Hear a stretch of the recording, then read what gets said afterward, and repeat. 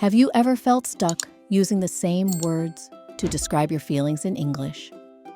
You say good, fine, or happy, but deep down, you know there's more you want to express. If that sounds like you, this lesson is going to change the way you speak forever. Hello, my friends. Welcome back to English by the Day, where we help you speak English clearly, confidently, and naturally.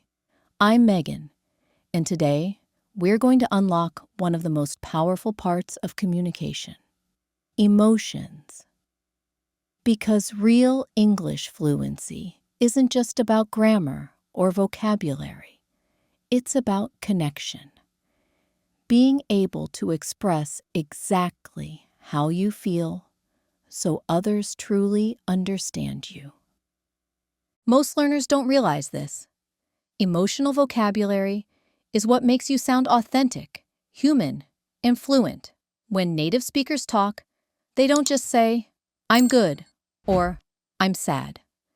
They say things like, "I'm a bit disappointed," "I'm thrilled," or "I feel relieved." Those words don't just tell information, they tell a story. And that's what we'll focus on today. How to express your emotions naturally, how to sound more like a native speaker, and how to build real connection through your words. Let's start with a simple truth. Your emotions have levels. English speakers don't just live in black and white. They express feelings on a spectrum.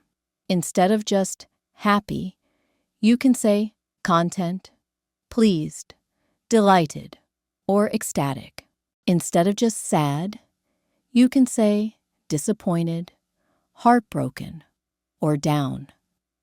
Each word carries a different strength, a different emotion, a different shade of meaning.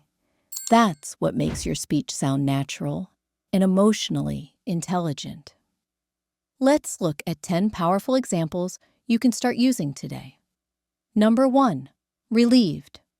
Relieved means the stress or pressure is finally gone.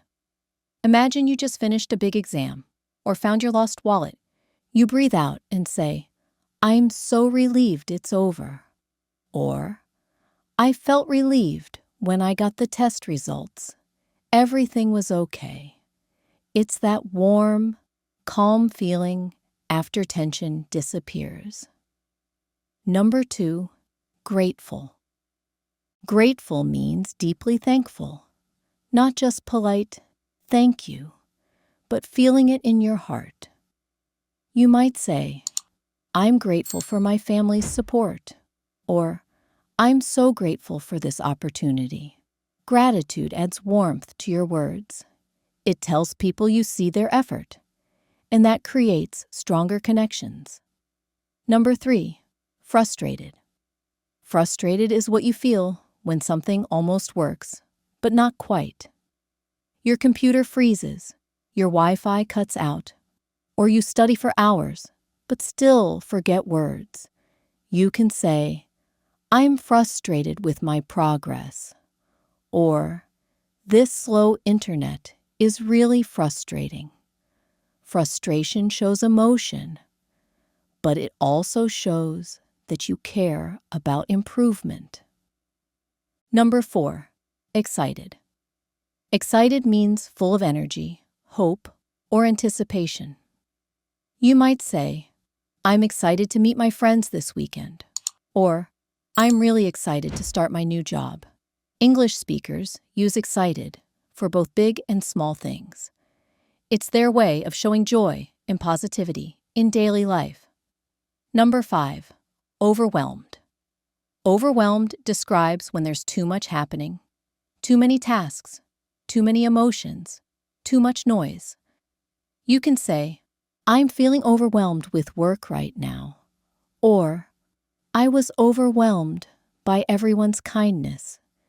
It can mean tired and stressed, or deeply touched and emotional, depending on the situation.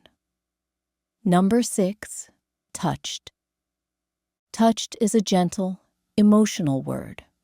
When something moves your heart in a quiet way. Maybe a friend sends a kind message, or someone remembers your birthday.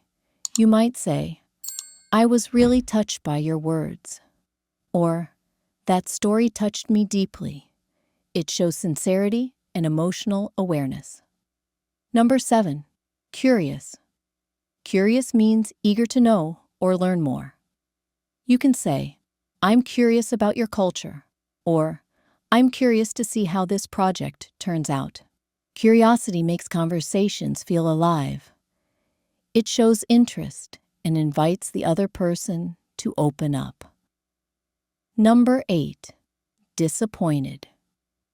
Disappointed is when reality doesn't meet your expectations. Maybe your favorite show got canceled, or you didn't get the job you wanted. You can say, "I'm disappointed with the results," or "I felt a bit disappointed after the meeting." It's softer than sadness. Polite, mature, and realistic. Number 9, impressed. Impressed shows admiration and positive surprise. You can say, "I'm really impressed with your English improvement," or "I was impressed by how calm she stayed." It's the emotion behind respect, a mix of surprise and appreciation. Number 10, conflicted. Conflicted means having mixed feelings, being pulled in two directions. For example, "I'm conflicted about moving abroad. It's exciting, but I'll miss my family." It shows thoughtful emotion, not confusion, but emotional honesty. These are everyday emotions, the ones you'll use all the time, but when you use them with the right tone, you instantly sound more natural and expressive. Now here's something most learners never practice: intensity. English speakers use words like "a little," "very," "really," or "absolutely" to show emotional strength. Compare these sentences. "I'm tired." "I'm a bit tired." "I'm really tired." "I'm absolutely exhausted." Same idea, but completely different emotion. You can use this same pattern with almost any feeling. "I'm a little nervous." "I'm really nervous." "I'm absolutely terrified." This simple skill transforms your fluency instantly. Now let's talk about tone, the hidden part of emotional communication. How you say something is just as important as the word you choose. If you say, "I'm fine," with a flat voice, it sounds closed. If you say, "I'm fine," with a smile and energy, it sounds friendly. Your tone communicates emotion just as much as your vocabulary. Here's your practice tip. Every time you learn a new emotion word, say it 3 different ways: calm, energetic, and expressive. That helps your brain and your mouth work together naturally. And here's the best part: expressing emotion makes you more confident. Because once you stop hiding behind good or okay, you start having real conversations. You connect. You open up. You express who you really are in English. So here's your challenge for today. Write down 5 emotion words from this lesson, like relieved, grateful, frustrated, excited, and overwhelmed. Make your own sentences using each one. Then say them out loud, slowly, naturally, and with feeling. By practicing emotion words daily, you'll not only sound more fluent, you'll feel more fluent. Remember, English isn't just a language you learn. It's a language you live, and every emotion you express brings you closer to real connection. Thank you for joining me today on English by the Day. If you found this lesson helpful, make sure to like, subscribe, and share it with a friend who wants to speak English with confidence and heart. Until next time, keep learning, keep practicing, and keep speaking with emotion.